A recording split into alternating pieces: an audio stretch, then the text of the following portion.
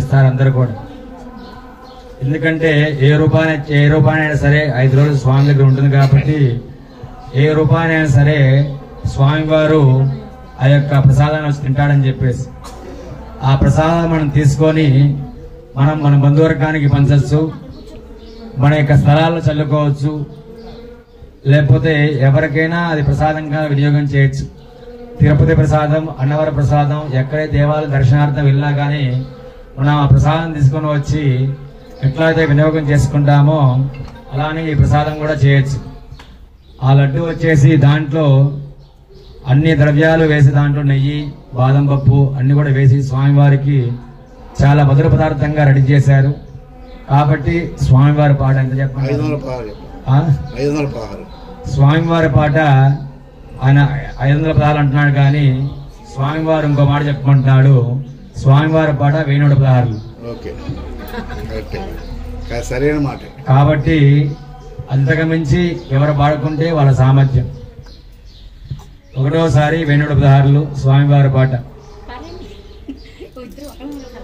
తర్వాత మిగతా వాళ్ళు 1216 జయరాజు గారి పాట ఒకటోసారి.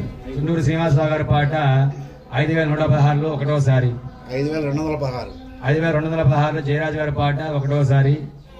6516 రూపాయలు శిల్పా గారి పాట ఒకటోసారి. రాహుల్ గారి పాట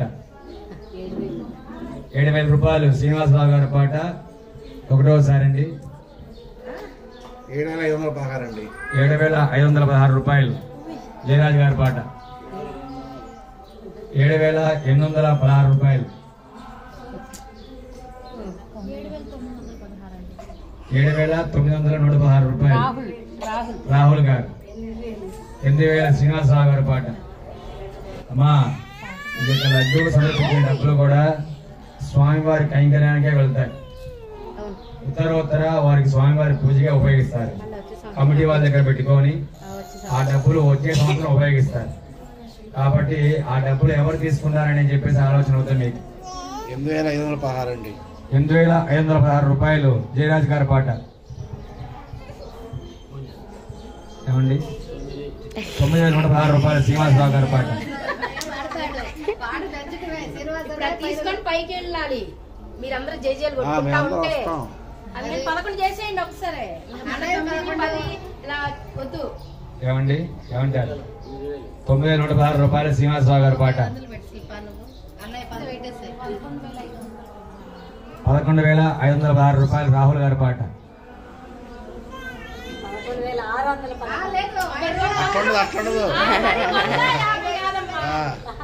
11000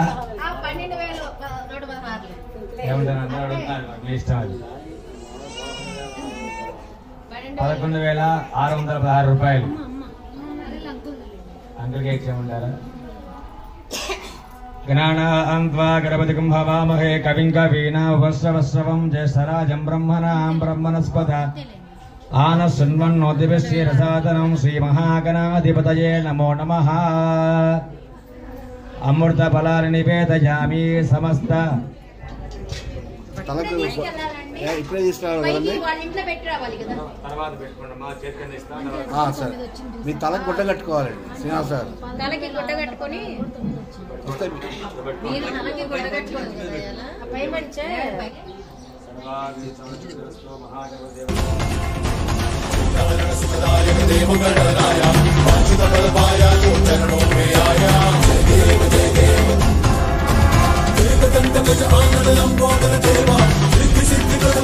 జగత